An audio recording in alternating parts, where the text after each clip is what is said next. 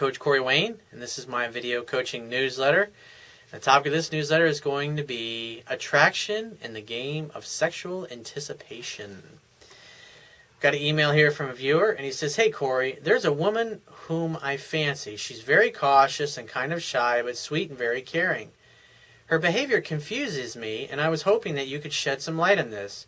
She said that she sees me as a friend a couple of times, so I have obviously put on the brakes and I don't flirt or try anything.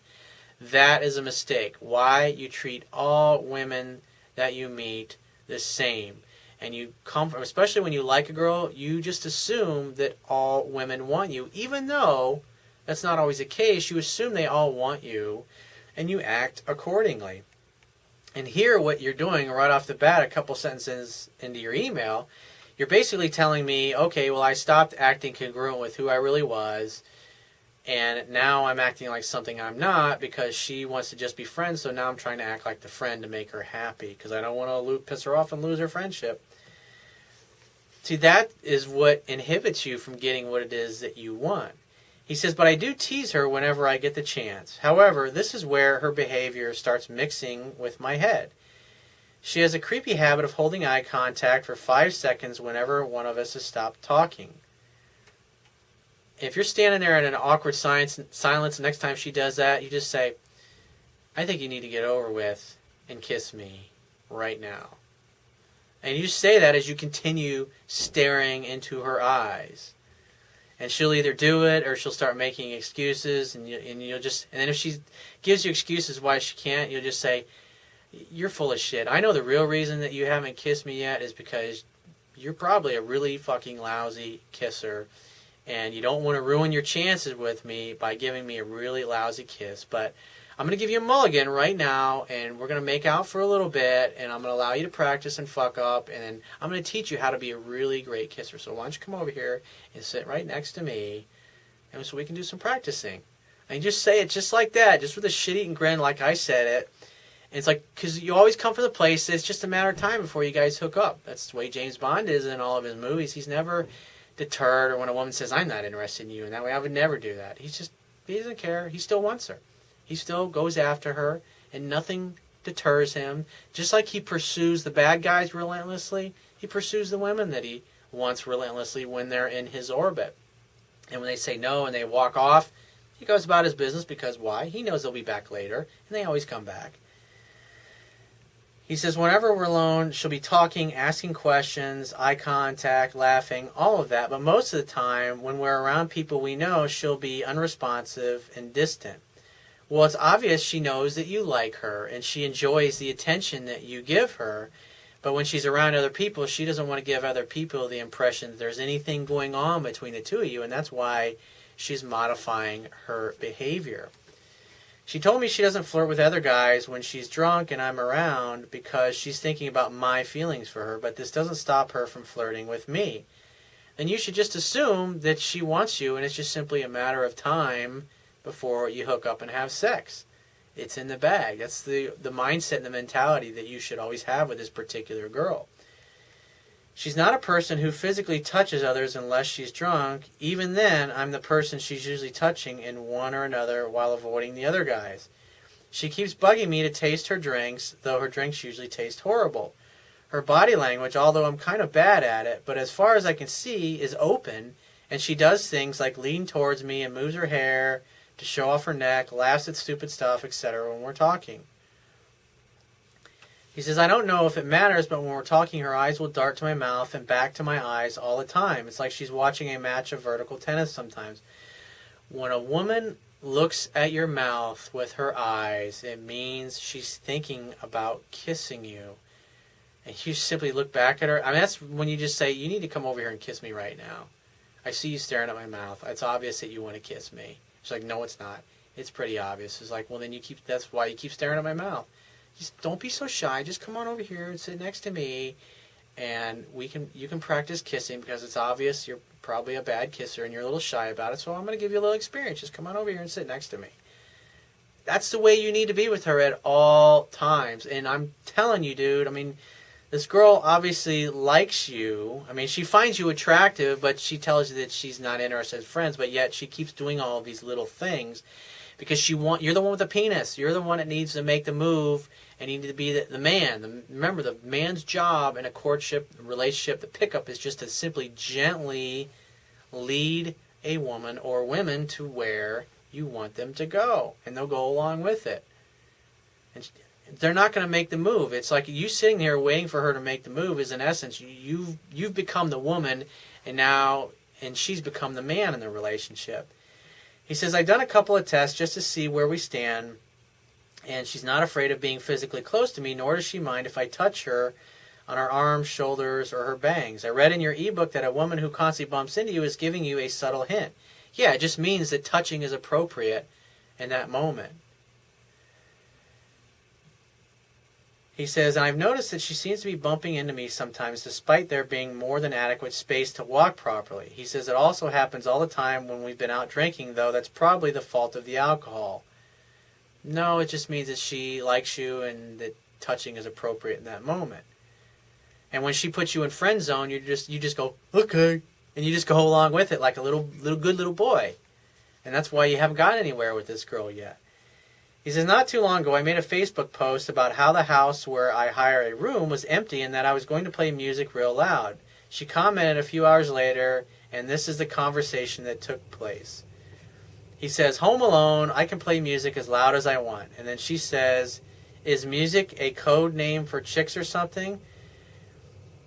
If she said that, I would have said, absolutely. That's why you need to get your little ass over here, bring a bottle of wine so we can fuck each other's brains out and have a great time, and nobody, not even the neighbors, will hear us.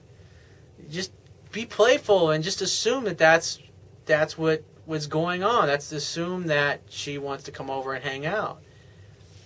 That's why she's bringing these things up, because see, the thing is with women, it's all like a little game. It's like a game of cat and mouse. It's like a game of poker almost. I mean, it's like love is playful and fun. It's not serious, and she's trying to play with you and dance around the subject, and it's like it's going like right totally over your head, dude. He says, at this point I felt like joking around. I also wanted to see how long she'd stay interested. And he says, that depends. And she says, what do you mean depends? He says, it depends on if it's a good thing that I met chicks or if it's a bad thing. And now your question is basically seeking her approval. And that communicates that you don't understand how attraction and flirting works, which obviously is going to turn a woman off. And you'll see that in a moment, what happens here. He says, and she says, in your case, that's a good thing. Now, I wanted to see where'd she go with this. So then he says, in my case, by all means, please elaborate. And again, now you're communicating that you don't really get what's going on in the interaction here.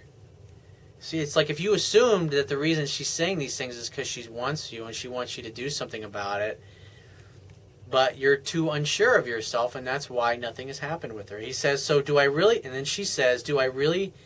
His last response was, in my case, by all means, please elaborate. And then she says, do I really have to do that? I mean, how many chicks have you had?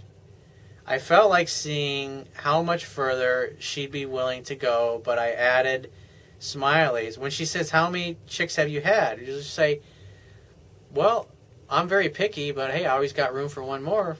Why don't you come on over and find out?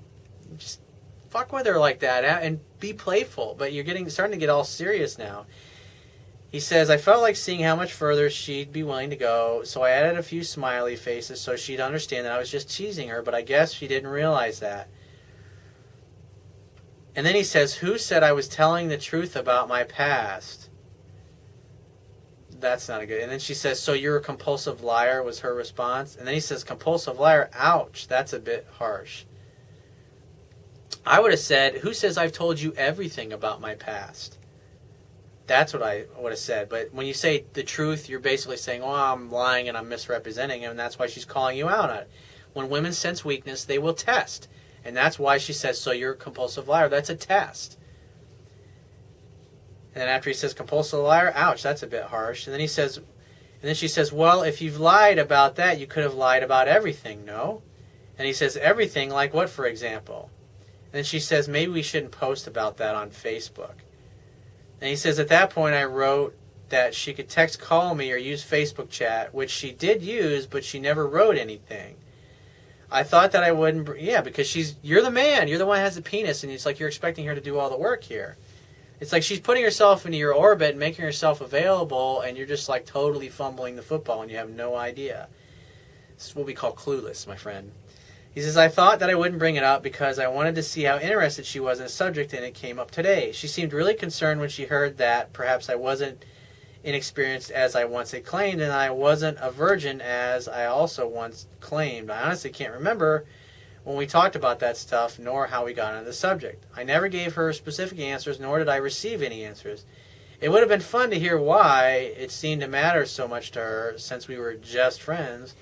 Perhaps it's a women thing, as my male friends don't care at all. Well, the reason being is that you communicated to her that you may be a liar. A pathological liar at that. And that got her a little worried. But love is playful and fun, dude. It's like, up until that moment, you were doing great with her. And it's like, all you had to do was invite her over. And it's telling her you're a virgin. All that's none of her fucking business. You shouldn't ever say stuff like that to women, because it's none of their business. But at the end of the day, I wouldn't do anything with this girl. If you want to get this girl, you shouldn't do anything, because she's the one that's talking about friend zone, even though she's giving you all these opportunities and you're not taking advantage of them. When she does reach out to you next, just say, hey, why don't we get together and make dinner at my place? Why don't you grab a bottle of wine and come on over? Invite her to come on over, hang out, and have a bottle of wine together. And then when she starts bumping into you and playing with her hair and staring at your mouth, then you can fucking say, I think you just need to get over with and kiss me. And you say, I think you've tortured yourself long enough, so stop holding back, wipe that lipstick off your mouth, and come over here and kiss me. And you say it just like that, and she'll smile, and she'll wipe her lipstick off, and she'll come right over and start making out with you. It's like, dude, it's like she's like totally on a silver platter, and you haven't taken advantage of these opportunities. So that's what I would do if I were you. Wait to hear from her. When you do hear from her, just arrange a day and a time for her to come over to your house at night, and you guys can make dinner together. Tell her to bring a bottle of wine or drinks, or tell her to bring chicken breast, and you'll get whatever it is you're going to cook. I mean, it's like something you're going to do together, but you do it at your place, and that way you don't have to go out in public, and you don't have to worry about running into anybody that she knows, and so she clams up and acts all cold and distant. And make definite plans with her. If she won't make definite plans, then you just withdraw the offer and just say, hey, we'll just do it some other time then, and get off the phone. And next time you hear from her, same thing. Try to arrange a time for her to come over to your place. If she won't do it, just say, hey, it was nice chatting with you. Keep in touch. I got to run. And that's it. You always go to arrange a fun-filled romantic opportunity for sex to happen. If she won't do it, and you don't mention sex or anything like that, that's what I'm talking about. It's a metaphor for a date. That's the whole purpose or the objective of a date, is to ultimately end up having sex with this girl. And she's totally, I mean, like I said, it's like she's giving you numerous opportunities here, and you've just been totally clueless, dude. So if you have a question that you want to ask me, go to my website, click the Contact Me tab, which will be on the left-hand side of your screen, and send me 1 to 2 paragraphs max, and just give me several days to get back to you with a response.